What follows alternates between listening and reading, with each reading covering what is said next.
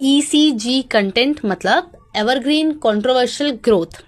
Evergreen content का मतलब होता है कि कोई भी ऐसा टॉपिक या फिर कोई भी ऐसी इंफॉर्मेशन जो कि आज से 5 साल पहले भी सेम थी और आज से के 5 साल बाद तक भी सेम ही रहेगी। सो एवरग्रीन कंटेंट जो होता है वो क्या करता है, वो हेल्प करता है, ठीक है, कि आज से 5 साल पहले अगर किसी ने देखा है और अगर कोई नया ऑडियंस आता है तो वो भी उस कंटेंट को देख सकता है।